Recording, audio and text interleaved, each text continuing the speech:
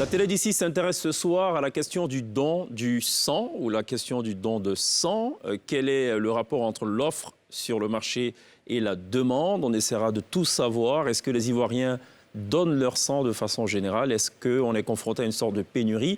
Est-ce qu'il y a des saisons où le besoin est beaucoup plus important que les autres saisons? Qu'en sais-je? On posera la question évidemment à nos deux invités qui nous répondent gentiment ce soir. Mamadou Yassongui Sekongo, il est le responsable de la formation et de l'unité thérapeutique transfusionnelle, et Dr Ambroise Ané, chargé de la lutte contre la maladie à l'OMS, l'Organisation mondiale de la santé. À retrouver ce soir la loupe avec Pierre et la mi-temps de l'INSEE qui va parler forcément football. Et pour le volet artistique sur la scène de la télé d'ici, l'orchestre résident, la T-Ben, sera en attraction. L'essentiel de ce que vous êtes toujours en droit de savoir ici, la télé d'ici. Bonsoir, bienvenue.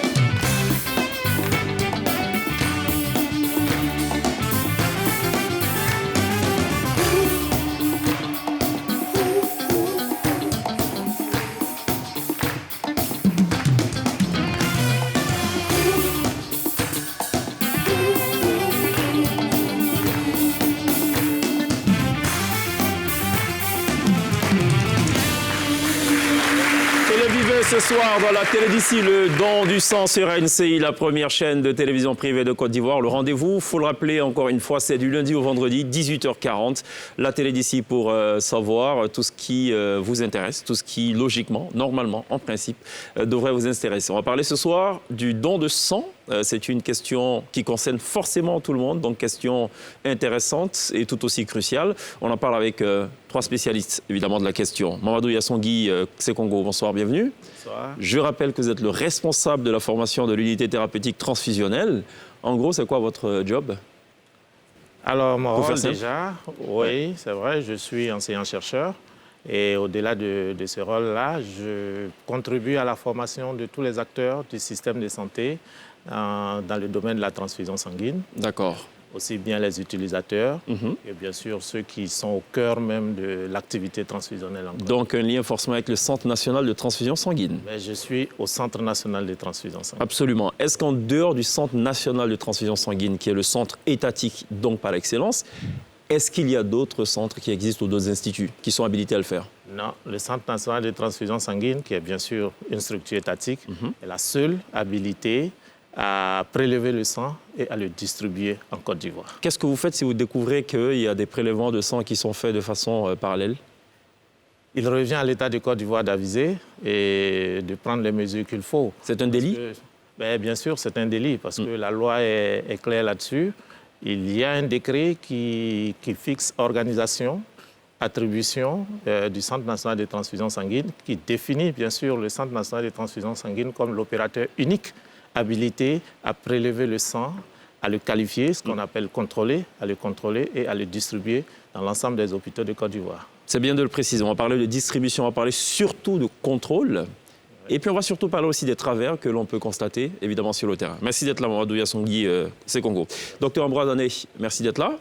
Je rappelle encore une fois que vous êtes le chargé de la lutte contre la maladie. Alors c'est très général, contre la maladie, c'est toutes les maladies, je présume. La maladie. D'accord, très bien. Et vous êtes aussi habilité à parler des questions sanguines, forcément. Bien entendu, puisque le don de sang se fait dans l'objectif de lutter contre la maladie. C'est cela. Alors, l'OMS en tant que secrétariat des pays, n'est-ce pas, organe régulateur de ce qui touche à la santé, eh bien, a un œil bien rivé sur cette question que vous avez qualifiée tout à l'heure de centrale. C'est ce qui explique notre présence ici ce soir, au nom de monsieur le représentant de l'OMS en Côte d'Ivoire. Quelle est la nature des relations entre, du coup, l'OMS et le CNTS? Alors, nous avons un rôle d'accompagnateur. Nous avons un rôle d'accompagnateur. Nous jouons ce rôle dans l'ensemble des pays pour faire en sorte que du point de vue de la législation, du point de vue de l'organisation, tout ce qui a été dit tout à l'heure par mon confrère en termes de mission pour le centre de transfusion sanguine, nous veillons à la régularité donc, de tout ce processus, n'est-ce pas, dans tout le dispositif qui sert donc à faire en sorte que du sang sûr soit passé à un individu qui en a besoin. Est-ce que ce soutien, alors ça part jusqu'où, cette collaboration avec le CNTS, au-delà même de l'aspect, du partage d'expérience et tout ce qui va avec? Oui, je vous vois venir. Vous avez certainement envie de parler de l'appui technique et financier. Bien entendu, ça va jusque dans ce domaine. Si vous en parlez, OK. Voilà, ça va jusque dans ce domaine. C'est régulièrement que nous apportons un appui. Ouais. Mais nous avons un rôle aussi de mobilisation des autres acteurs du système pour faire en sorte que... Du système national. Du système, d'une façon générale, les privés, mais les autres organisations du système des Nations Unies. Nous avons ce rôle en tant que leader et chef de file, donc des partenaires, comme on le dit, de mobiliser ce monde pour faire en sorte que le pays, la Côte d'Ivoire en l'occurrence, où nous nous trouvons, s'en porte mieux. Nous, on a fait en sorte que vous soyez là pour que, justement, au terme de cette émission, on s'en porte mieux en termes de connaissances, de façon plus générale, donc de la question du don de sang. Merci d'être là, messieurs. Ça va, l'INSEE? Très bien, merci. Le soleil de minuit, le soleil de 18h40. Il faut qu'on avance quand même l'heure aussi. Ouais. Minuit, c'est un peu tard, je pense. Ça va, Pierre? Très bien, merci. Vous avez déjà donné votre sang?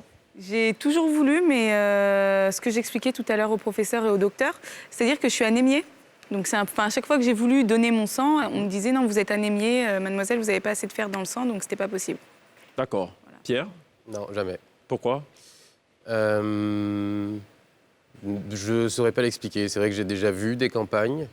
Il y a déjà eu des initiatives organisées dans des structures où j'ai été, mais j'y suis jamais allé. D'accord. Est-ce que les Ivoiriens donnent leur sang? Oui, dans l'ensemble, les Ivoiriens donnent leur sang. Dans quelle proportion? Ou alors, je reprécise ma question. Oui. Quel est le besoin en sang? Donc, le besoin idéal pour toute banque de sang. Et en face, qu'est-ce qu'on reçoit? Alors, idéalement, pour qu'un pays soit autosuffisant en produits sanguins, je parle bien sûr sous le couvert de l'Organisation mondiale de la santé, qui est chargée bien sûr de réguler toutes ces questions-là. Alors, pour qu'un pays soit autosuffisant en produits sanguins, il faudrait que entre 1 et 3% de sa population puisse donner du sang. D'accord. Pour la Côte d'Ivoire, nous sommes aux alentours de 25 millions. Même si vous prenez 1%, il faudrait 250 000 personnes qui donnent leur sang en Côte d'Ivoire pour que nous soyons à l'abri des besoins de sang. Quelle est la quantité que vous recevez? Malheureusement, nous sommes aux alentours de 170 000. 170 000, ce qui est à moins d'1%. Ça nous fait moins de 1%, soit on dira, pour nos projections en besoin, nous sommes aux alentours de 70% de couverture. D'accord. Est-ce que ça évolue avec le temps? Est-ce que, par exemple, en 2019, il y avait moins de personnes qui donnaient leur sang qu'en 2020? Écoutez, on ne peut pas faire la comparaison avec 2020. Vous savez que 2020 a été rythmé par... Je pense qu'il faut peut-être faire une comparaison, peut-être décennie par décennie, ce serait plus simple. De toutes les façons, juste pour vous donner des chiffres, sachez que en 2000, nous étions aux alentours de 60 000 donneurs en Côte d'Ivoire. Ah oui, donc ça a pas mal évolué en 20 ans. Voilà, en 2 décennies, nous avons pratiquement doublé, voire triplé ce chiffre-là. On a convaincu 100 000 personnes. Mais alors... Question plus que naturelle. On a 26 millions d'habitants. Tout le monde n'est pas habilité à donner le sang. Non. Il faut retirer ceux qui ne sont pas en bonne santé. Déjà, ceux qui ne sont pas des donneurs universels. Avant de retirer ceux qui ne sont pas en bonne santé, il faut d'abord retirer les mineurs. Bon. Il faut être d'abord majeur pour pouvoir faire le don de sang. D'accord. Donc, être âgé donc de le pourcentage, ans, le 1% ne doit pas être calculé sur la base de 26 millions d'habitants. Être âgé de 18 ans, oui, c'est pas sur la base de 26 millions d'habitants, du moins. Mais en même temps, il faut savoir que le don de sang, il faut le répéter plusieurs fois dans l'année. Combien de fois?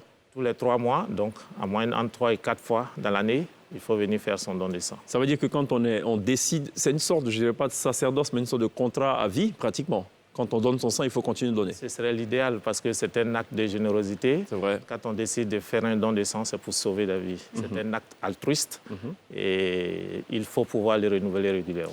Pour ceux qui sont, par exemple, dans le cas de Pierre, ce n'est pas qu'il est contre donner son sang, il n'en a pas vraiment vu la nécessité ou alors ça ne lui est peut-être pas passé par la tête. D'après vous, c'est quoi? Quelles sont les raisons, en fait, que vous avez? Quels sont les feedbacks quand vous allez sur le terrain? Il y en a qui donnent, il y en a qui ne donnent pas. Quelle est la raison de cette réticence ou alors de... Déjà, il faut savoir que nous avons mené une enquête socio-anthropologique sur le terrain qui a clairement prouvé que les Ivoiriens ne sont pas réticents au don de sang. Les Ivoiriens, dans l'ensemble, ne sont vraiment pas réticents au don de sang, que ce soit sur le plan régional, quand on prend les régions de la Côte d'Ivoire ou même les ethnies, en dehors, bien sûr, des témoins de Jéhovah qui ont une autre vision du sang. Dans l'ensemble, les Ivoiriens, ils sont aptes, enfin, ils sont ouverts au don de sang.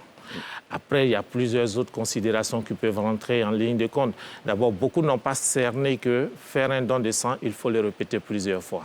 Beaucoup pensent que lorsqu'ils ont fait le don de sang, ce sang, c'est fini, ce sang, il est là.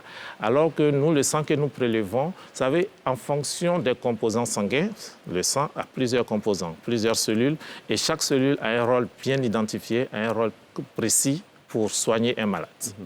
Et en fonction des composants que nous fabriquons, ce sang-là peut être conservé entre 5 jours et 42 jours. Après 42 jours maximum pour les globules rouges, si ce n'est pas utilisé, c'est fini, il faut les jeter. Donc il faut jeter la poche de sang. Il faut jeter la poche de sang parce que cette poche de sang n'a plus de pouvoir thérapeutique. Quand on donne le sang, c'est pour soigner quelque chose. Mais on ne le conserve pas comme des comprimés qui ont une durée de vie, on va dire, de 2 ans, 3 ans à partir de la date de fabrication. Le sang, ce n'est pas comme ça. Alors, vous avez moins d'1% que vous arrivez à collecter. Est-ce que tout de même, c'est suffisant pour faire face à la demande? Alors, vous savez, nous aimons bien les chiffres, surtout en tant qu'enseignants-chercheurs. Nous avons clairement réussi à prouver, avec des études, que le sang en Côte d'Ivoire devrait suffire. Le sang devrait suffire. J'explique. C'est vrai que nous avons moins de 1% de personnes qui donnent le sang en Côte d'Ivoire. Nous prélevons autour de 160 000, 170 000 poches. Mais ces 160 000 poches servent à produire aux alentours de 220 000 poches de sang, là où il faudrait 250 000. Malheureusement, les prescriptions dans les hôpitaux ne sont pas toujours cadrées. C'est-à-dire? Alors, qu'est-ce qui se passe? Vous avez certains médecins qui peuvent prescrire pour un malade du sang alors qu'il n'en a vraiment pas besoin. Malheureusement, certaines transfusions sont prescrites juste pour le confort. Ça, oui, malheureusement, il faut le dire. Ça veut dire que même au niveau médical, il y a une prise de conscience aussi. Au niveau médical, il faut une véritable prise de conscience. D'accord. Et ça commence par là. Ça commence par là. Vous savez, toutes les anémies ne sont pas traitées par des transfusions sanguines. Vous pouvez avoir 2 grammes, 3 grammes, bien vous sentir dans votre peau, vaquer à vos activités quotidiennes. Devant un tel tableau, il n'y a pas d'urgence à transfuser. Est-ce que les poches de sang sont uniquement pour des cas d'urgence? C'est ce qui devrait être. D'accord. C'est ce qui devrait être. Malheureusement, dans les hôpitaux, ce n'est pas toujours le cas. Ce n'est pas toujours le cas. C'est vrai qu'on panique très vite devant un chiffre, alors qu'il ne faut pas traiter le malade, il ne faut pas le prendre comme un chiffre. Il faut le prendre dans sa globalité. Dans sa globalité, je prends l'exemple des drépanocytaires. La drépanocytose, c'est une maladie anémique à vie. Un patient drépanocytaire, il est anémié toute sa vie. Il a un taux pour les formes majeures, SS, il a un taux qui oscille entre 5 grammes et 8 grammes. Ce qui est très faible. Ce qui est très bas, parce que le taux... L'acceptable, c'est 11, je crois. C'est 12. C'est 12 grammes. Le taux normal, c'est 12 grammes. Chez les femmes, en fonction, bien sûr, de leur cycle menstruel, on peut admettre jusqu'à 11 grammes. Vous voyez? Donc, pour ces patients drépanocytaires qui ont l'organisme qui est habitué à fonctionner avec 6 grammes, il n'y a pas d'urgence à les transfuser. Il n'y a pas d'urgence. Ah bon? Il n'y a pas d'urgence. En gros, c'est dans l'ordre des choses. C'est dans l'ordre des choses. Donc, un médecin qui reçoit un malade qui est anémié, il faut d'abord chercher la cause. Une anémie a toujours une cause. Il ne faut pas se précipiter pour transfuser. Vous savez, traiter une anémie, c'est comme un seau d'eau. Quand vous avez un seau qui est percé, plus vous remplissez, il va se vider. Tant que vous n'avez pas bouché, là où c'est percé. C'est pareil pour l'anémie. Quand vous prenez une femme qui a des saignements anormaux, soit peut-être parce qu'elle a des myomes et tout, vous allez beau la transfuser, elle sera tout le temps anémiée. L'origine de son anémie, c'est parce qu'elle a des myomes, elle a des fibromes qui occasionnent ces saignements. Donc il faut chercher à bloquer cela. Alors, Ambroise Ané, est-ce que justement, j'ai failli dire l'assistance, mais surtout la collaboration avec l'OMS, elle va jusque-là, jusqu'à amener le corps médical à prendre conscience de la nécessité d'utiliser à bon escient les poches de sang qui sont mises à disposition? Oui, c'est exactement cela. Et l'Assemblée mondiale, la 63e Assemblée mondiale de l'OMS a clairement indiqué, n'est-ce pas, recommandé au pays de prendre toutes les mesures pour qu'on en arrive là. Et que non seulement ce qu'on appelle les prescriptions ou les transfusions inutiles ou superflues cessent, mais bien plus, que les pays fassent en sorte que le fractionnement soit la règle, afin que, il n'y ait pas comme une espèce de baisse de l'offre. Comme il expliquait tout à l'heure, toutes les composantes du sang peuvent être données. Et il ne serait pas utile, par exemple, de se mettre à donner ce qu'on appelle le sang total, alors que dans cette poche de sang total, la personne qui reçoit le sang n'a pas forcément besoin de toutes ces composantes. C'est pourquoi cette Assemblée mondiale a recommandé, et cela fait partie donc des recommandations importantes pour lesquelles nous accompagnons le pays. Quand on parle de sang total, ça veut dire qu'il y a aussi la possibilité de dissocier, enfin de récupérer juste la partie dont on a besoin et de conserver. Voilà, vous êtes transfusionniste. D'accord, c'est comme ça qu'il faut comprendre. Presque. Mais c'est-à-dire qu'il y a différents types de dons de sang. Et est-ce qu'en tant qu'individu, on nous prévient justement de cela? Est-ce que quand on va pour donner notre sang, on nous dit « Attendez, là c'est pour du sang total, là c'est plutôt pour du don de plasma ». Est-ce qu'on nous prévient ou alors on prend tout notre sang et après vous faites... Alors, déjà, il faut dire que jusqu'en 2018, ce qui était fait, c'était le sang total qui était totalement récupéré en Côte d'Ivoire. Mais le Centre national de transfusion sanguine, grâce à l'État de Côte d'Ivoire, a acquis des machines qu'on appelle des machines d'aphérèse qui permettent bien sûr de collecter uniquement les composants sanguins dont on a besoin. Les composants sanguins. Et c'est formidable, c'est génial. Vous venez, on vous branche sur la machine, on dit à la machine, on a besoin de prendre que des plaquettes pour cette personne-là. Donc la machine va d'abord prendre le sang total, elle va passer dans une centrifugeuse, elle va séparer les différents composants, les plaquettes seront retirées et le reste des composants sont réinjectés au donneur de sang. C'est génial. Mais pour ce qui est connu de tout le monde, c'est le sang total qui est prélevé. Quand le donneur arrive, on lui prend du sang total et nous, dans notre laboratoire de production, nous faisons de la séparation, comme l'a dit tout à l'heure le Dr Ané. Nous séparons les concentrés de globules rouges, les plaquettes, le plasma et même d'autres composants peu connus qu'on appelle les cryoprécipités et même les globules blancs et tout. Ce sont des éléments qui sont séparés à travers ce sang que nous recueillons. Voilà. Du coup, pour quel type de situation est-ce qu'on a le plus besoin de sang? Est-ce que c'est plus pour les accouchements? Est-ce que c'est plus pour les opérations? Pour les accidents? Mais, vous savez, en Côte d'Ivoire, les franges les plus utilisatrices de sang, c'est d'abord les femmes, donc pour les accouchements. Ensuite, vous avez les enfants, du fait du paludisme, parce que les enfants développent beaucoup d'anémie au cours du paludisme. Ah bon? Oui, beaucoup. Donc, vous avez les femmes pour une proportion de 33% qui utilisent le sang en Côte d'Ivoire, les enfants autour de 24-25%. Donc, c'est le couple mère-enfant qui est le plus utilisateur de produits sanguins en Côte d'Ivoire. Pierre? Alors, on sait qu'il y a des types de sang qui sont les plus recherchés parce qu'ils permettent de transfuser justement à tout le monde ou à des populations particulières. Est-ce que vous retrouvez justement dans ce que vous avez comme collecte ce type de sang qui est le plus important pour vous? D'accord. Oui, je crois que vous voulez faire allusion aux donneurs O. Oui. Les donneurs O positifs qui sont les donneurs universels. Alors, il faut comprendre qu'effectivement, les donneurs O représentent la majorité de la population ivoirienne. Entre 45 et 50% de la population ivoirienne est O positive. C'est particulier à la Côte d'Ivoire ou c'est des situations qu'on retrouve Non, c'est des situations qu'on retrouve un peu au niveau mondial, à des pourcentages un peu divers. Mais il faut savoir que le groupe O est le plus représenté. Okay? Et en même temps, ça dépend. La distribution est un peu aléatoire. Il peut arriver une période dans les hôpitaux où les malades qui viennent sont du groupe A. Ça répond à une distribution aléatoire. Ce n'est pas parce que 50% de la population est du groupe O qu'on dira forcément qu'on a plus besoin de poche O. Et en même temps, c'est vrai que devant une absence de groupe tel que le A, le B ou le AB, on a très souvent recours au O parce qu'il est donneur universel. Mais en même temps, il faut faire attention. Pour nous, les spécialistes, le groupe O, il existe certains qui sont dangereux. Il ne faut pas le donner à tout le monde. C'est-à-dire? Alors, qu'est-ce que c'est-à-dire? Logiquement, les donneurs de groupe O ne devraient pas posséder ce qu'on appelle des anticorps, qui permettent de reconnaître ce qui n'est pas propre à l'homme, au soi. Mais il arrive que certaines personnes de ce groupe-là contiennent dans leur sérum, dans leur plasma, des anticorps qui permettent de lutter contre d'autres éléments sanguins. En matière de groupes sanguins, vous en avez une panoplie. Vous avez à peu près 36 systèmes de groupes sanguins qui sont bien connus et identifiés. Malheureusement, le commun, le mortel, ne connaît que le ABO. On dit soit je suis du groupe A positif, B positif et tout. Mais non, vous en avez 36 qui sont clairement identifiés. Vous pouvez être compatible dans le système ABO et registre D, qui définit le plus ou le moins, et être incompatible dans d'autres systèmes. Les meilleures règles transfusionnelles demandent que lorsque un malade arrive, il faut le prélever.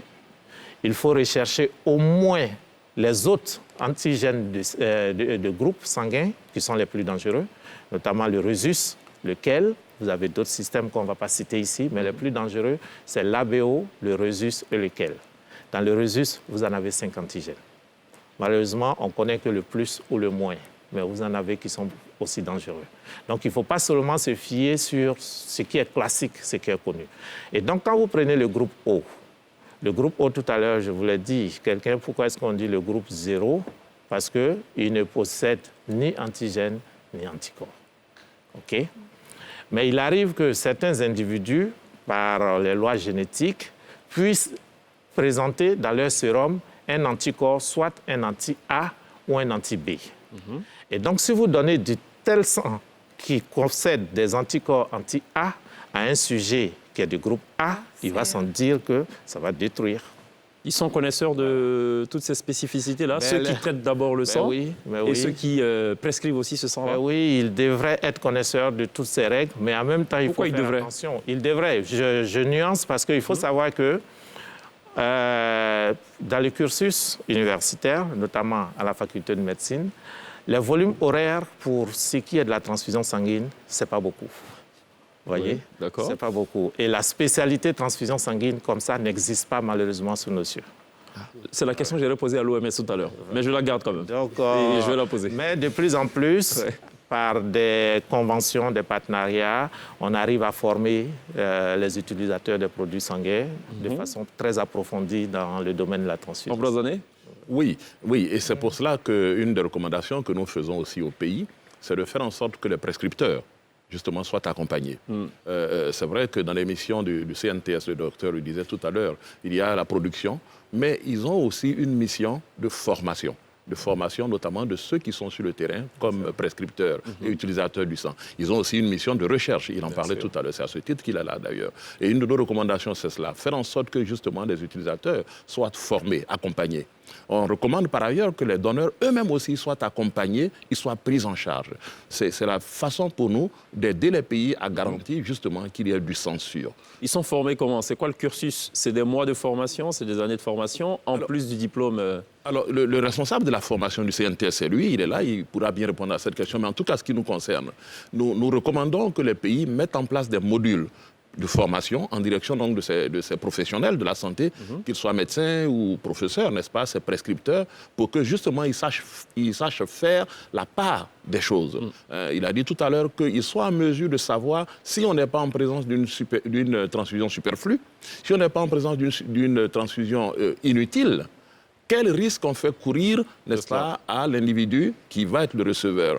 Une de nos recommandations aussi, c'est de faire en sorte que justement dans le système, il existe des comités de transfusion. En Côte d'Ivoire, nous avons réussi, avec le CNTS, à en mettre en place dans pratiquement nos hôpitaux généraux et nos CHU, mais aussi des systèmes d'hémovigilance. Il expliquera ça mieux dans le détail, puisque c'est eux qui mettent en œuvre, pour faire en sorte que le sang qui est donné, il puisse être suivi, pour qu'on soit certain que, eh bien, à terme, il n'y ait pas d'effet qui puisse échapper. Absolument. Et que cela serve pour demain. C'est un chapitre très important de votre raison, de la raison de votre présence ce soir. On va en parler juste après la pub. En tout cas, messieurs, on se retrouve dans quelques instants.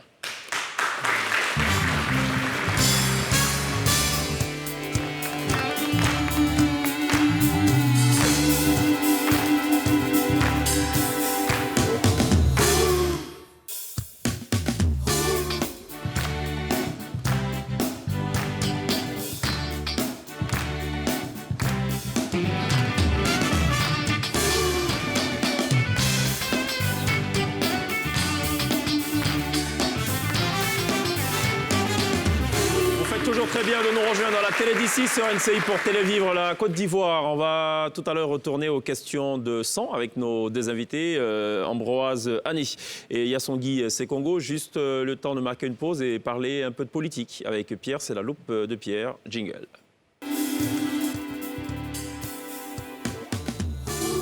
parler de Michel Gbagbo ce soir. C'est ça, oui. Lui aussi a décidé de se lancer en politique. Michel Gbagbo, fils de Laurent Gbagbo, a décidé de goûter aux frissons des élections comme papa avant lui. Il sera candidat donc aux élections législatives le 6 mars dans la commune de Yopougon à Abidjan sur une liste commune présentée par le PDCI et EDS. Michel Gbagbo, c'est un professeur de psychologie à l'université d'Abidjan. Il est également écrivain et pour lui, ce sera une grande première dans une commune où, selon ses dires, il a toujours voulu se présenter. Les législatives 2021 à Yopougon, ça s'annonce comme l'une des batailles les plus symboliques, palpitantes dans ce bastion de Laurent Gbagbo. Et ça s'annonce épique puisque les joutes verbales ont déjà commencé. Après une attaque de Touré Alpha Yaya, ex-pro-Soro, ayant opéré sa migration au RHDP, sur les conditions de vie et les chances de Laurent Gbagbo de remporter les législatives. Michel Gbagbo. J'ai dit quoi? Les chances de Michel Gbagbo? J'ai dit Laurent Gbagbo? Oui. Oh là là. Les chances de Michel Gbagbo de remporter donc ces législatives à Yopougon, il a répondu dans un cinglant message dont le député devrait d'ailleurs se souvenir. Attention, il ne faut pas chercher Michel Gbagbo. Ces derniers jours, en tout cas, Michel Gbagbo, comme d'autres députés, candidats aux législatives, ont démarré leur pré-campagne dans les rues de Yopougon, notamment pour ce dernier. Et ça a permis de soulever une question hautement symbolique et importante. Les Lékais sont-elles devenues, sont-elles tout comme, c'est valable, les deux sont sont-elles devenues le symbole de la proximité avec le peuple? Pour répondre à cette question, Michel Gbagbo et Jean-Louis Billon nous ont accordé une interview exclusive. Non, je déconne, c'est pas vrai, on n'allait pas faire ça sur la question. Bon, du coup, il faudrait quand même qu'on nous explique pourquoi les Lékais sont devenus un symbole de communication politique.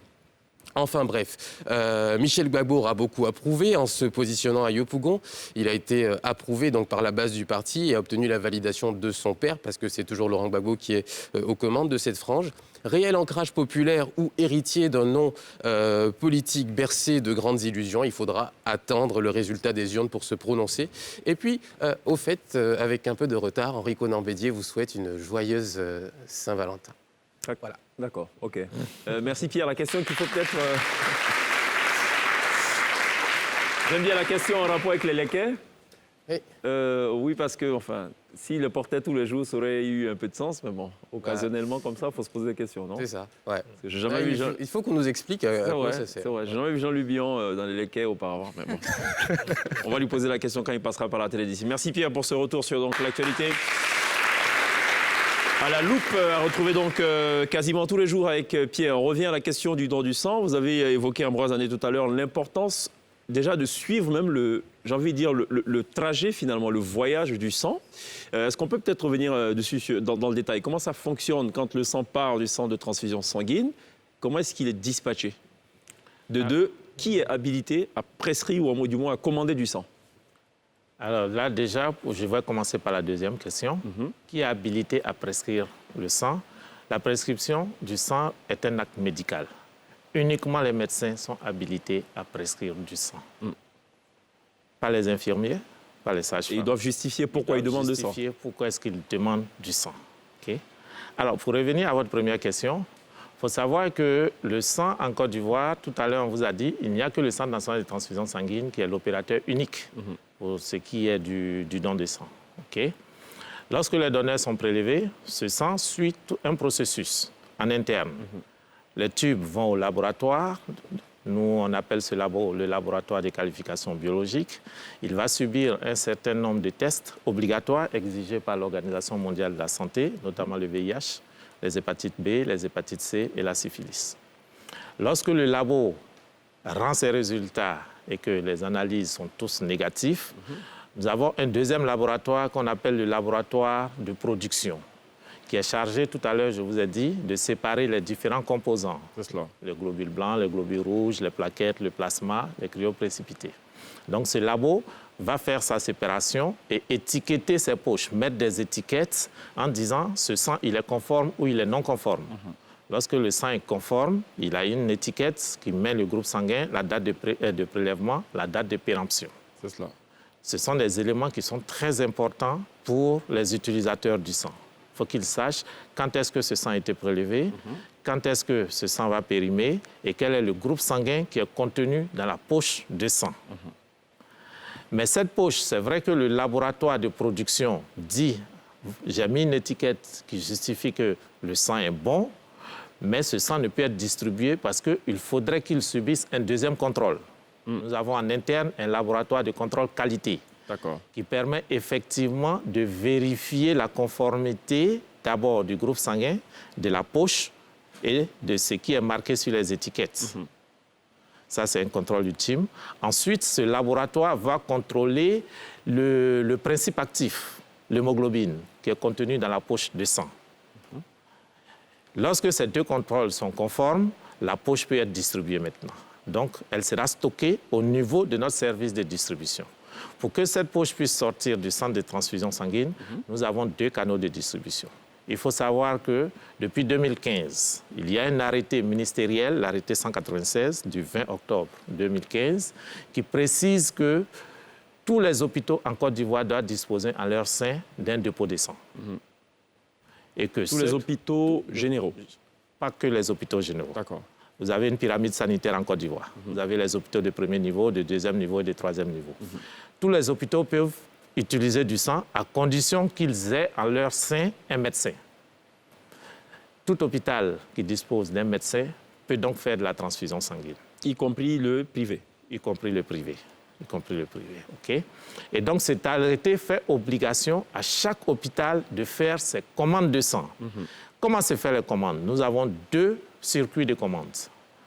Enfin, 2 modes, pas 2 circuits. Les commandes groupées. L'hôpital nous dit, on a besoin de 10 poches de sang. On ne sait pas à qui sera transfusée cette poche de sang. C'est la base d'une quantification. L'hôpital nous dit, on ne va pas faire de la publicité ici, mais on prendra un hôpital public. Le CHU de Cocody nous dit, centre de transfusion, nous avons besoin pour nos malades de 20 poches de sang. Parmi ces 20 poches, nous avons besoin de 10 poches O, de 3 poches A, de 5 poches B. Et nous envoie cette fiche de commande groupée. Là, on appelle cela une commande groupée. Lorsque ça arrive, notre service de distribution met à disposition les 20 poches. Cela est valable jusqu'à une certaine heure de la journée. À partir de la deuxième heure de la journée, c'est-à-dire la deuxième partie de la journée, nous gérons les urgences. Il peut y avoir un cas d'urgence et l'hôpital n'a plus de sang dans son dépôt. Et donc là, ils font une commande nominative. Il y a des ordonnances spécialisées réservées uniquement pour les produits sanguins. Et donc l'hôpital peut donc faire une prescription nominative avec le nom du malade sur cette ordonnance. C'est cela. Donc voici les 2 modes de commande du sang. Très bien. Alors, le contrôle, il est à 3 niveaux, pour ce qu'on a pu comprendre. Vous avez cité tout à l'heure un certain nombre de maladies. Syphilis, VIH, hépatite B, C, voilà. Alors, en dehors de ces maladies, enfin, en dehors, oui, de cette liste de ces maladies, à supposer qu'il y ait une autre maladie, c'est pas grave, on peut transfuser le sang avec? Alors, il faut savoir, comme je l'ai dit, les recommandations de l'OMS sont claires. Il y a ce qui est recommandé par l'OMS. Ce sont les 4 virus qui sont les plus transmissibles par le sang. N'empêche qu'il existe d'autres germes, des bactéries, des parasites, même des virus qui peuvent être transmis également par le sang. Qu'est-ce qu'on fait alors? Alors, pour ce genre de pathogènes, ce qui est conseillé, c'est de faire ce qu'on appelle de l'inactivation des pathogènes. C'est une technique qui permet bien sûr de renforcer la sécurité du sang. C'est-à-dire qu'on les tue, ils sont dans le sang, on les tue? Oui, il y a des produits, des méthodes. Des méthodes, ça peut être des méthodes physiques, ça peut être des méthodes chimiques qui sont utilisées pour détruire ces agents-là. D'accord, on a bien compris. Alors, vous avez dit 3 niveaux. Oui. Imaginons qu'à partir de du deuxième stade de contrôle, il y a un problème sur un certain nombre de poches. Qu'est-ce qu'on fait? On détruit ces poches, on les jette? Ces poches sont bloquées. Elles sont bloquées? Elles sont bloquées. Elles ne sont pas jetées? Elles sont jetées, elles sont bloquées. D'abord, elles ne sortent pas du circuit. Oui. Le temps de s'assurer qu'effectivement, c'est un problème réel. D'accord. Lorsque le problème est avéré, ces poches sont distribuées à l'incinérateur. Est-ce que vous avez déjà entendu parler de circuits parallèles qui récupèrent du sang qui n'aurait pas été validé justement en bout de chaîne et qui serait reversé dans le marché, sur le marché? Écoutez... Au point que ça ait créé des problèmes dans certains hôpitaux. Dans certains hôpitaux. Vous savez, comme on dit, nulle part un système n'est infaillible. Nulle part. Mais pour l'instant, le centre de transfusion sanguine a des procédures de travail qui permettent vraiment de réduire ou de limiter... Vous en avez entendu parler ou pas? Non, pas à ma connaissance. De cette situation? Pas à ma connaissance. Parce qu'on en a entendu parler et justement, j'attendais beaucoup votre réponse. Qui récupère du sang non validé, pas à ma connaissance. D'accord. Non plus? Non, non plus. Nous, pour le contrôle que nous faisons, l'accompagnement depuis ces 10 dernières années, nous ont permis de savoir que le circuit est quand même assez bien ficelé. Ouais. Nous savons qu'en termes de rejet, c'est sur les 160 000 déclarés par le docteur tout à l'heure, c'est environ 10 000. C'est environ 10 000 qui sont rejetés. Y compris qui sont rejetés. Donc les péremptions et l'ensemble des rejets. Alors, je vous pose cette question à dessein. J'ai pris à dessein l'exemple du CHU parce qu'effectivement, la distribution aujourd'hui est très drastique. En gros, le sang commandé par le CHU de Cocody n'est destiné qu'aux malades du CHU de Cocody et pas à un autre malade et tout. Et que par derrière, ces nouvelles restrictions viennent du fait que par le passé, certaines poches de sang qui n'avaient pas été validées se retrouvaient dans certains circuits. Bon, si vous infirmez cette information, c'est la bonne nouvelle. Ouais. Le sang prélevé... Excusez-moi, il faut faire une nuance. Des poches non validées sont incinérées. Par contre, si vous me parlez de circuits parallèles de distribution, c'est autre chose. D'accord. Donc, il faut faire la nuance. Je nuance donc. Le don de sang est gratuit. Pourquoi est-ce qu'au final, après, le sang est vendu? C'est-à-dire qu'il y a différents... par exemple, c'est 2000 francs CFA. L'OMS se racle la gorge avant de répondre. 2000 francs pour les hôpitaux de premier niveau. Exactement, 5500 francs exactement. Pour les CHU, 27 000 pour les hôpitaux privés. Alors, nous allons apporter une réponse à votre préoccupation. Déjà, il faut savoir que le sang n'est pas vendu en Côte d'Ivoire. Le sang est cédé à un coût. Pourquoi est-ce que nous disons que le sang est cédé à un coût? Vous savez, le sang, depuis son prélèvement jusqu'à ce qu'il soit mis à disposition, pour ce process, nous avons fait une étude analytique qui a permis de faire une quantification financière de ce coût de production. Le coût de production d'une poche en Côte d'Ivoire est de 50 000 francs CFA. L'État, qui est tout le monde, c'est vous, c'est moi, c'est lui, l'État dit « Je subventionne le sang en Côte d'Ivoire, mais moi je subventionne ce qui vient de moi. » Qu'est-ce qui vient de l'État? C'est le public. Et donc, l'État subventionne d'abord, à près de 95%, le sang au public. Et pour le privé, l'État dit, c'est également des Ivoiriens. Et donc, je vous apporte une subvention, mais à 50%. Parce que c'est une activité lucrative que vous faites chez vous. D'accord.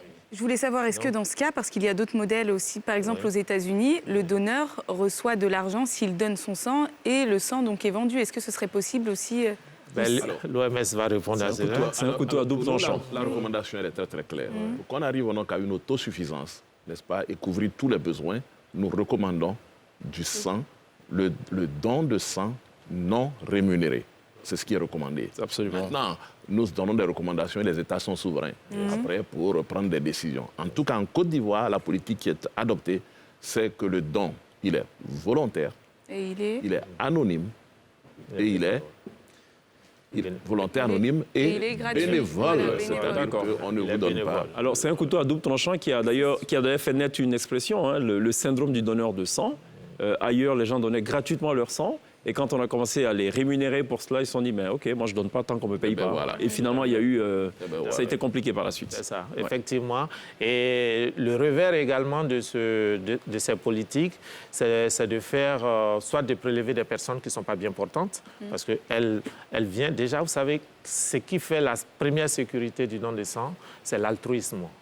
Quand vous savez que vous venez de façon altruiste, vous êtes obligé de vous conformer aux recommandations du don de sang. Parce que vous êtes sûr que derrière, on ne va pas vous rémunérer. Mais par contre, si vous attendez de l'argent, je dis n'importe quoi, l'un des critères, on vous dit non, si vous avez des comportements à risque, il ne faut pas venir donner du sang. Mais si moi j'ai besoin d'argent, je sais que pour faire un don de sang, on va me mettre 50 000 francs. Êtes-vous sûr que la personne vous dira qu'elle a eu un comportement à risque? Ça, on l'a bien compris. Par contre, nous, les chaînes de télévision privées, on a besoin qu'on ait de l'argent pour pouvoir vivre. Donc, allons à la pub, si vous voulez bien, messieurs. Okay.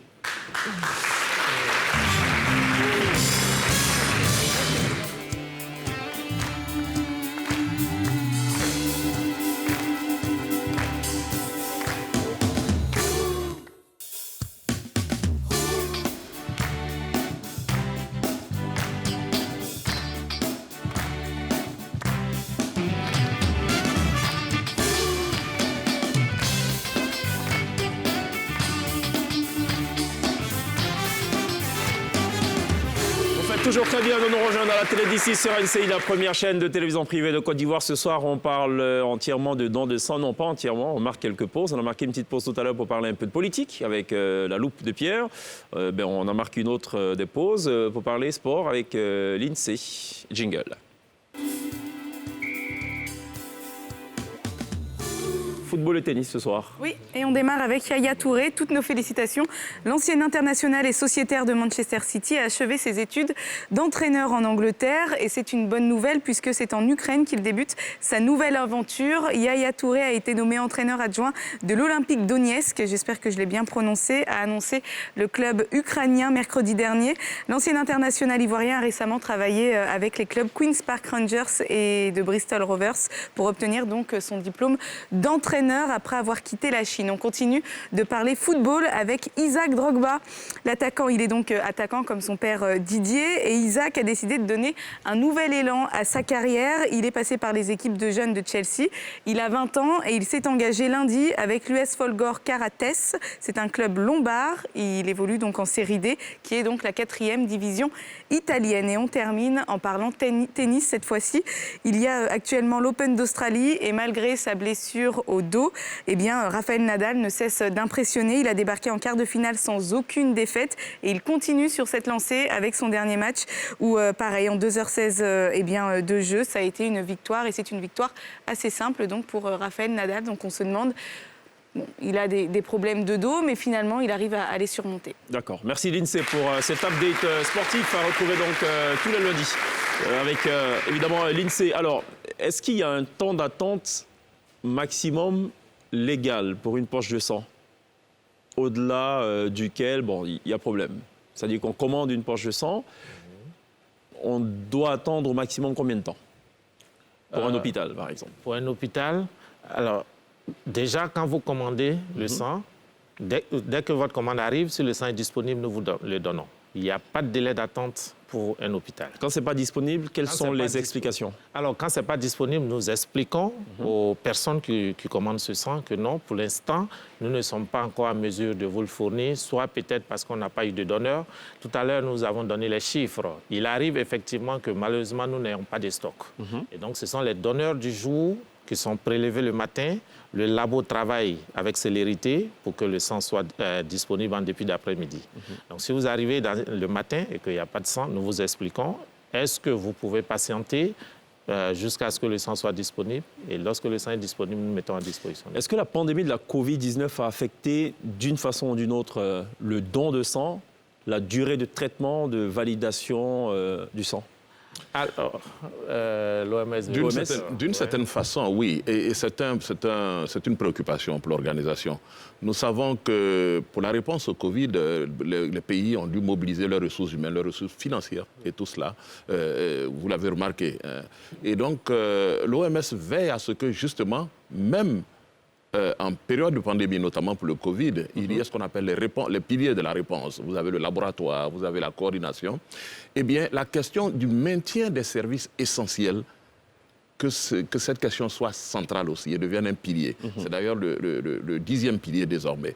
Et pour en revenir précisément à votre question, oui, parce que nous savions cela. Et en Côte d'Ivoire, le docteur l'expliquera aussi tout à l'heure, mais nous avons eu ce problème parce que les personnels ont été mobilisés. Mais aussi, surtout, à cause des questions de communication. Vous savez, en période d'épidémie, il y a ce qu'on appelle aussi l'infodémie.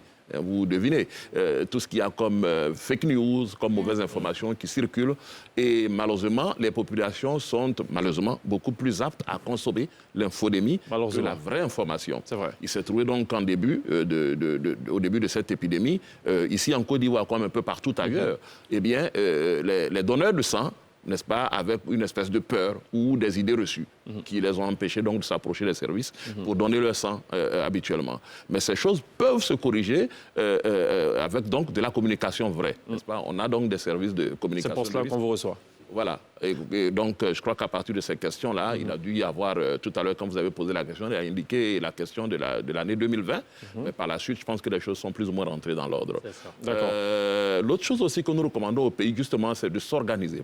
En termes de ressources humaines, en dépit du fait qu'il y a une pandémie, eh bien qu'il y ait un déploiement conséquent et, j'ai envie de dire, plus smart pour permettre donc qu'il y ait, n'est-ce pas, du monde qui s'occupe des choses qui sont essentielles. Parce qu'il restera toujours des urgences, mais aussi des personnes qui ont un besoin chronique en sang dont on devra s'occuper. Nous parlons de sang aujourd'hui, mais il en va du don de sang comme des autres questions de maladies chroniques, que sont le diabète, l'hypertension, etc. Il ne faudrait pas que les personnes qui donc s'impliquent habituellement dans la prise en charge de ces cas-là soient occupées uniquement à faire du Covid, et le système de santé veille à cela. Ma question, elle a deux volets. Vous avez répondu au premier volet. Le deuxième volet, c'est est-ce que dans le contrôle même du sang, on se dit, il y a la Covid, rajoutons à la fameuse liste syphilis, hépatite C aussi, rajoutons aussi la donne Covid. Non, il faut dire que sous le couvert de l'OMS, bien sûr, à travers le monde, il n'a pas été réellement prouvé la transmission de la Covid à travers le sang. D'accord. Okay. Donc déjà, cet examen n'a pas été intégré à la liste des analyses obligatoires pour le faire. Pierre ? Je voulais parler rapidement des peurs, puisqu'on parlait de la peur de venir se faire donner le sang pendant la période de Covid. On évoque la peur des aiguilles dans ce qui repousse les gens, la peur du dépistage VIH, la peur de tomber malade, la peur de perdre sa force vitale, donc croyances et des conditions socio-économiques difficiles. Est-ce que ce sont des choses qu'on retrouve encore ? Est-ce que ça correspond aux personnes qui refusent de donner leur sang en Côte d'Ivoire ? Alors, tout à l'heure, je vous ai dit, à travers l'étude socio-anthropologique que nous avons menée, il n'y a pas eu de facteurs clairement identifiés. Vous savez, dans le domaine de la recherche, il y a ce qu'on appelle les facteurs qui influencent, les facteurs pronostiques. Quand vous faites une étude, il faut voir est-ce que statistiquement, cela peut être influent. C'est que tous ces éléments que vous avez listés, effectivement, sont des éléments que nous avons retrouvés, mais ce ne sont pas des éléments qui ont un impact négatif sur le don de sang. Je veux dire que la part de ces éléments est tellement infime que ça ne devrait pas empêcher les gens de venir faire leur don. Mais qu'est-ce qu'il faut faire ? Est-ce qu'il faut faire peut-être plus de sensibilisation ? Comment ça se passe ? Peut-être. Forcément, hein, dans tous les domaines aujourd'hui, la communication est une question centrale. Donc, que ce soit notre domaine de la... Vous voyez, tout à l'heure, même en début d'émission, pour détendre un peu, il y a votre collègue qui a indiqué n'avoir jamais donné son sang. Il faut certainement beaucoup plus de communication pour que tout le monde arrive à comprendre qu'à un certain âge, on est presque en devoir de donner le sang. Est-ce qu'il y a un travail de fait peut-être dans les établissements scolaires ? C'est-à-dire déjà, je voulais effectivement rebondir sur l'aspect communication. Pour vous dire, pendant cette période de la pandémie en Covid-19, vous savez, nous avons eu plusieurs histoires au Centre national de transfusion sanguine. La période allant du 16 mars jusqu'au 20 avril, c'était des périodes où, lorsque le gouvernement a mis en place l'ensemble des mesures barrières, avec bien sûr la limitation du regroupement des personnes, la distanciation sociale et tout, cela a véritablement impacté sur les prélèvements. Parce que nous avons même dû annuler beaucoup de collectes de sang qui avaient été programmées. Compte tenu des regroupements. Compte tenu des regroupements, l'interdiction des regroupements. Et lorsque Monsieur le ministre de la Santé et de l'Hygiène publique a pris la mesure de la pénurie de sang qui s'est défilée à l'horizon. Et pendant cette période, je vous donne juste quelques chiffres. Par semaine, c'est aux alentours de 3 500 prélèvements, 4 000 prélèvements que nous réalisons sur l'ensemble du territoire. Mais durant un mois, pendant cette période, nous étions à 300 prélèvements semaine. Même pas les besoins d'Abidjan. C'est ça. On n'arrivait même pas à couvrir les besoins d'Abidjan. Et ça, c'était les prélèvements nationaux. C'était catastrophique. Et donc, le ministre a communiqué là-dessus. Vous voyez, le ministre a fait une communication à la télévision nationale où il appelait les gens à fréquenter les centres de transfusion sanguine et ça a eu un impact positif. Nous avons même réalisé pendant le mois de juin et juillet un pic de prélèvements que nous n'avons jamais fait en Côte d'Ivoire. Pour vous dire que la communication... Jamais fait en Côte d'Ivoire. D'accord. Dans l'histoire de la Côte d'Ivoire. Dans l'histoire de la Côte d'Ivoire. Alors, est-ce que parce qu'on est donneur officiel, on est astreint à un régime alimentaire particulier où on peut continuer à manger sa sauce tikriti Oui, il n'y a pas de restriction alimentaire particulière, sauf qu'il faut avoir une hygiène de vie, quand même, aussi bien comportementale, pour éviter de contracter certaines maladies, et faire du sport, parce que vous savez, ne pas faire du sport ou bien manger trop gras, ça vous expose à des facteurs de risque cardiovasculaire, avec des risques d'être hypertendu, d'être diabétique et tout. Donc l'hygiène alimentaire a toute son importance dans la santé, pas seulement pour le don de sang. Où est-ce qu'on on prélève le sang? C'est uniquement, où est-ce qu'il est traité? C'est uniquement dans le centre d'Abidjan ou... Non. Il y a aussi d'autres centres Non, à nous l'intérieur du avons pays. 4 laboratoires repartis sur l'ensemble du territoire dans les grandes régions. Vous avez Abidjan, vous avez Daloa, vous avez Yamoussoukro et Abengourou. Ce sont mais Mans également, mais Mans c'est un petit laboratoire. Donc vous avez ces 5 laboratoires à travers le pays qui traitent le sang. D'accord. Donc les prélèvements viennent d'un peu partout. Nous avons 27 structures de transfusion sanguine en Côte d'Ivoire. Bien noté. Est-ce qu'il y a une volonté peut-être de se développer encore plus concernant les structures? Forcément. Oui, mais il faut dire que nous ne nous limitons pas à ces 27 structures. Nous faisons ce qu'on appelle de la collecte mobile. Nous nous déplaçons vers les populations. Je prends un exemple. Si vous voulez faire un don de sang à Brofo-Doumé, Mais est-ce qu'on le sait, ça? Enfin, je veux dire, en termes de sensibilité, est-ce qu'on le voit? Est-ce qu'il y a des campagnes de publicité? Il faut Oui, donner son sang? oui, nous faisons de la il y en a, campagne, il y en a. peut-être insuffisamment, mais nous faisons quand même de la D'accord. campagne. Il y en a. C'est peut-être Je l'occasion confirme. peut-être bonne aussi Oui, hein, c'est ça. de sensibiliser les Tout à fait. organes de presse aussi ça. hein, à Tout à aider. fait. Vous Oui. savez, si vous avez soulevé cette question aujourd'hui sur votre plateau, c'est bien parce qu'elle est importante hein, et Absolument. même vitale. Mais oui. C'est peut-être l'occasion de lancer un appel aussi aux organes de... parce Tous qu'on a les indiqué organes tout de à l'heure, presse, voilà. Pendant le temps de la Covid, il a fallu passer les informations. Vous avez vu le retard que ça produit. On a eu donc des chiffres, comme il a dit, jamais égalés en Côte d'Ivoire. C'est dire que vous avez un impact qui est certain et qui est indiscutable. Donc peut-être qu'à côté de ceux qui donnent leur sang, il faudrait que les organes qui s'occupent de la Aussi. presse aussi donnent un Pierre. peu de leur sang. C'est cela. En termes donc d'appui à la communication pour inciter le public à davantage de générosité. Le don du sang aurait des effets bénéfiques sur la santé. Est-ce Oui. que c'est vrai Oui, bien Dans quelle sûr. mesure Dans quelle Bien mesure? sûr, le don de sang a des effets bénéfiques sur la santé. D'abord, quand vous faites un don de sang, vous avez vos cellules sanguines qui se régénèrent parce que la moelle, vous savez, la moelle a une capacité de régénération en fonction des pertes sanguines. Ok. Vous avez également le cœur qui s'adapte au volume sanguin que vous avez. Pour des personnes, vous avez des personnes qui ont des taux d'hémoglobine très élevés, ce sont des facteurs de risque cardiovasculaire. Et parmi le traitement de ces pathologies, il est prescrit ce qu'on appelle des saignées pour ces personnes-là. Donc, le fait de venir faire un don de sang, ça permet également de vous améliorer sur le plan cardiovasculaire, mais en même temps, ça permet de surveiller votre santé. Que derrière, nous vous faisons une série d'analyses. Au-delà des virus que nous avons listés, vous avez le taux d'hémoglobine. Tout à l'heure, vous avez l'INSEE, c'est bien ça? Oui, c'est ça. Voilà, l'INSEE qui nous a dit que chaque fois qu'elle a eu l'intention d'aller faire un don de sang, malheureusement, elle n'est pas prise parce qu'on lui dit qu'elle est anémiée. Vous voyez, le fait de venir cette intention... Et donc, donc vous faites quoi comme checking alors? On fait l'hémoglobine déjà, c'est Ouais. la première des choses à faire. Il faut s'assurer qu'effectivement, vous avez un taux d'hémoglobine qui permet de prendre votre sang. Et quel autre examen?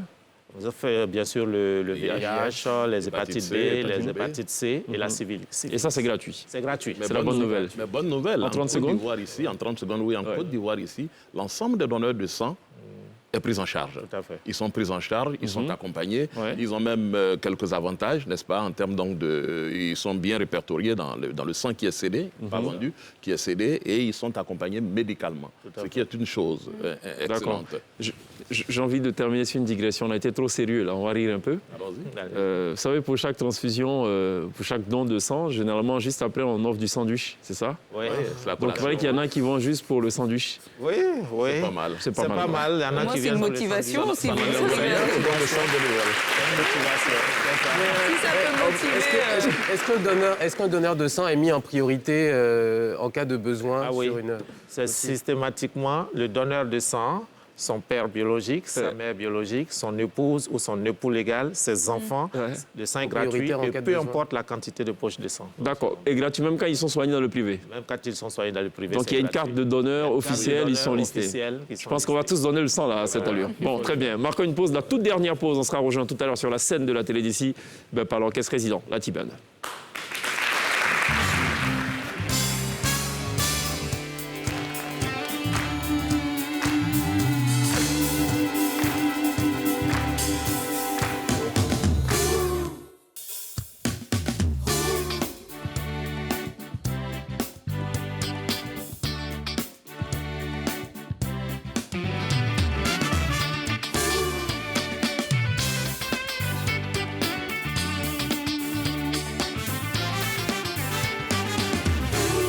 beaucoup pour la télé d'ici consacrée ce soir à la question du don de sang. On a eu beaucoup de plaisir à échanger avec Mamadou Yassongui Sekongo, responsable de la formation et de l'unité thérapeutique transfusionnelle. Merci d'être passé par la télé d'ici.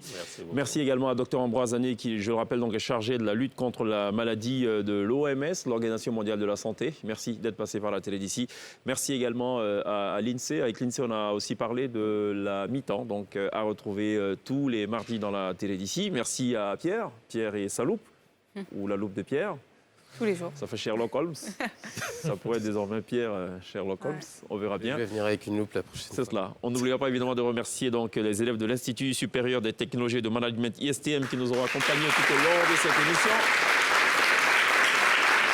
On vous laisse en compagnie de l'orchestre résident, la T-Band amenée par Vivien Kofi, Kevin Kofi, Daphné Aka, Andy, Geoffroy Kamata et Enoch qui nous reprennent ce soir 2 titres qui sont complètement aux antipodes l'un de l'autre.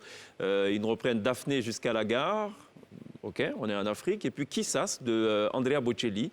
Rien à voir, mais ils ont décidé justement avec beaucoup de maestria et la maestria qu'on leur connaît de réconcilier justement ces 2 hits de l'histoire de la chanson d'ici. D'ailleurs, on se retrouve demain d'ici la Take Care, la T-Band, right now. Merci.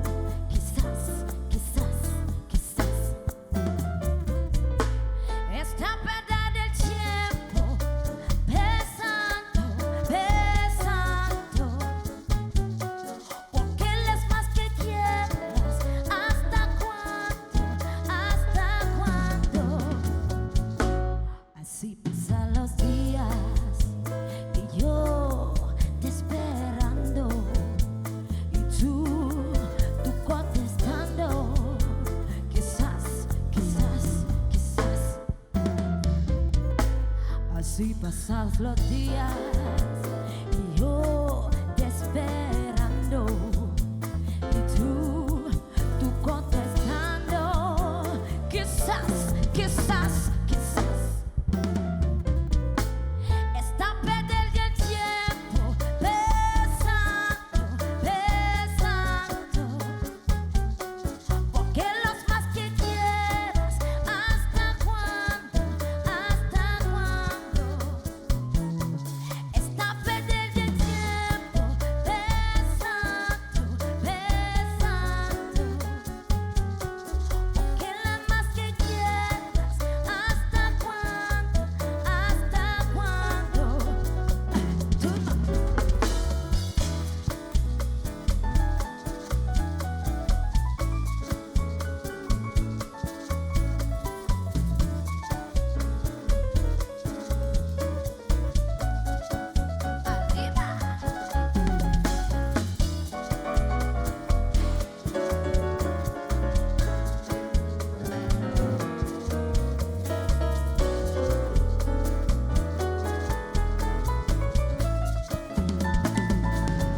Está perdiendo el tiempo pensando, pensando, porque los más que quieras, ¿hasta cuándo?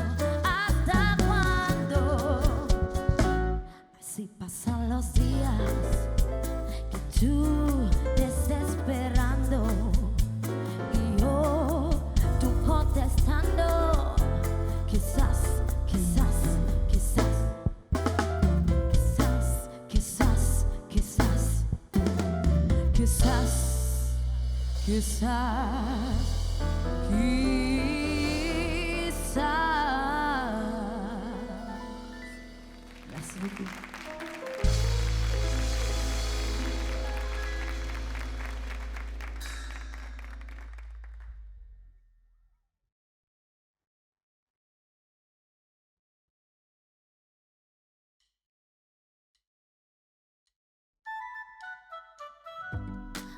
down. Est-ce qu'on peut se tenir debout comment?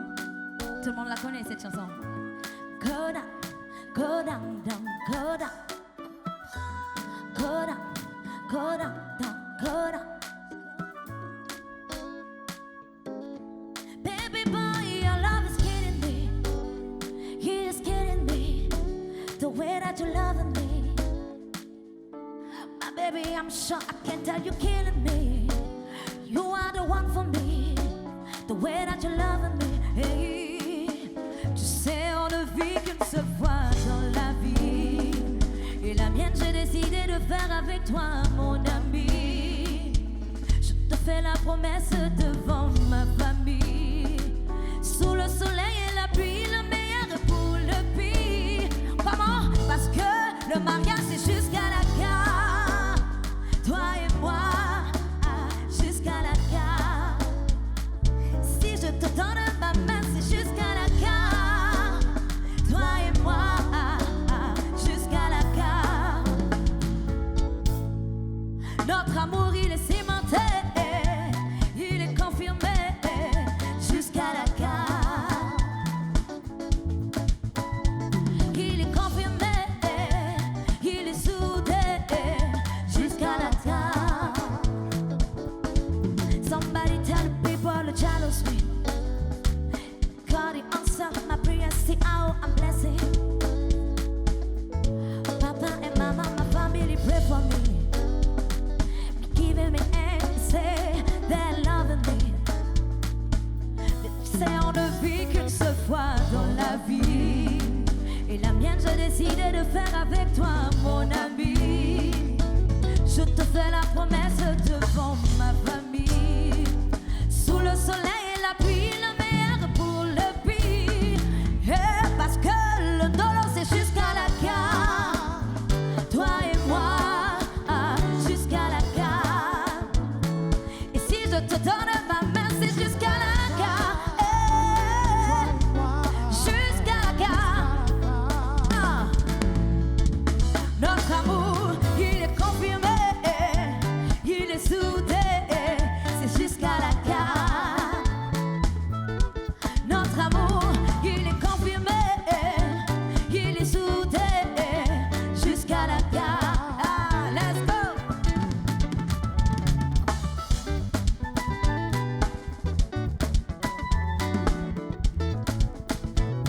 C'est jusqu'à la gare, toi et moi, baby. Jusqu'à la gare, jusqu'à la gare. Jusqu'à la gare, toi et moi. Jusqu'à la gare. Si je te donne ma main, c'est jusqu'à la gare. Toi et moi. Jusqu'à la gare. Si je te donne ma main, c'est jusqu'à la gare. Toi et moi, jusqu'à la gare. Si je te donne ma main, c'est jusqu'à la gare. Oh, toi et moi, jusqu'à la gare. Merci beaucoup.